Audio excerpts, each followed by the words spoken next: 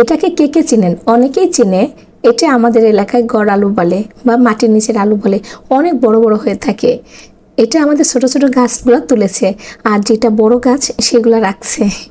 আমরা তো গত বছর এই একটা গাছ থেকে 24 কেজি আলু তোলা হয়েছিল এবং এক বিন্দু ভাঙেনি। আমার হাজব্যান্ড তুলেছিল, আমার মা, আমরা সবাই মিলে সহযোগিতা করেছিলাম, খুবই মজা লাগছিল। তো এই আলুগুলো আমরা খুব মজা করে খাই। এটা সিজনালি বলবো, কারণ এই সময়ে এই আলুগুলো পাওয়া যায়। আর এই আলুটা বিভিন্ন প্রজাতির হয়ে থাকে। কোনোটাকে আমরা বলি হচ্ছে গিয়ে সাদা, যেটা সেটা শুধু আমরা গড় আলু বলি, আর যেটা একটু লাল লাল কালার হয় সেটাকে আমরা আলতাপাটি বলি। তো এখানে হচ্ছে গিয়ে আমার 2 রকমেরই পাঠাইছে। তো আমি এটা সাদাটা আজকে কাটছি। এভাবে আমরা ছোট ছোট করে টুকরা করে কাটছি, কিন্তু এটা না, আমাদের এলাকাতে যেটা করা হয় অনেক বড় বড় টুকরা করে কাটে। আর এটা অবশ্যই মাছ দিয়ে রান্না করে খেতে মজা লাগে, ভীষণ ভীষণ মজা লাগে। আমার তো খুব মজা লাগে। শুধু আমার না, আমাদের এলাকার, আমার পরিবারের সবার ভীষণ একটা প্রিয় একটা খাবার। এই সময় তো এটা খাবোই, শুধু এই সময় না, যখনই এই আলুটা দেখতে পাবে আমার হাজব্যান্ড তখনই কিনে নিয়ে আসবে। আর এটাকে আমাদের এলাকায় শুধু মাছ দিয়ে, মাছ ছাড়াও রান্না করে। তো আমি এটাকে রান্না করে নিচ্ছি, দেখেন কিভাবে। আমি পরিমাণ মতো তেল দিয়ে এখানে পেঁয়াজ বাটা, রসুন বাটা, আদা জিরা বাটা দিয়ে ভালো করে একটু ভুনে নিয়েছি। পরিমাণ মতো লবণ দিলাম, তারপর হচ্ছে হলুদ মরিচের গুঁড়া দিয়ে আমি একটু ভুনা করে নিয়ে আমি আলুটা ঢেলে দেব। আলুটা কিন্তু ভালো করে মানে চোচাটা ছুলে ভালো করে ধুয়ে নিতে হবে। এটা একটু পিছলা পিছলা আছে, এই পিছলাটা ভালো করে ধুয়ে ফেললে আপনি রান্না করে মজা পাবেন, কালারটা সুন্দর আসবে।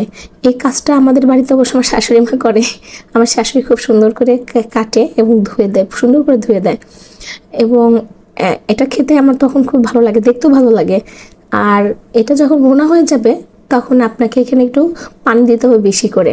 এটা অল্প পানি দিলে কি হবে, সিদ্ধ হয়ে গেলে এটা একদম নরম হয়ে যাবে, একদম ঘন্টর মতন হয়ে যাবে। আর একটু পানি থাকলে, ঝোলটা বেশি থাকলে এটা পানির পরিমাণ ঘন্ট হবে না। আর যখন ফুটে আসবে তখন আমরা এখানে মাছটা আগে থেকে ভেজে রাখছিলাম, সেই মাছটা দিয়ে দিছি। রুই মাছটা আমি ভাজছিলাম, আমি আজকে রেডি করছিলাম রুই মাছ।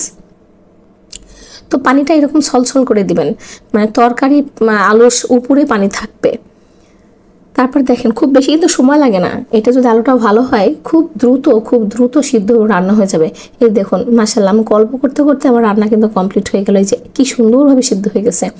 এটা কিন্তু পানির পরিমাণটা একদম একটু ছলছলার দিতে হবে, তা না হলে কিন্তু একদম ঘন্ট টাইপের মতো হয়ে যাবে, আঠালো হয়ে যাবে।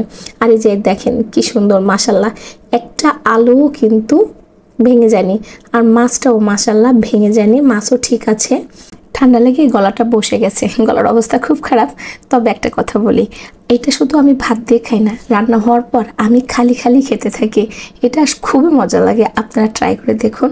একেবারে সিম্পল আর খুব দ্রুত রান্না হয়। ধন্যবাদ সবাইকে।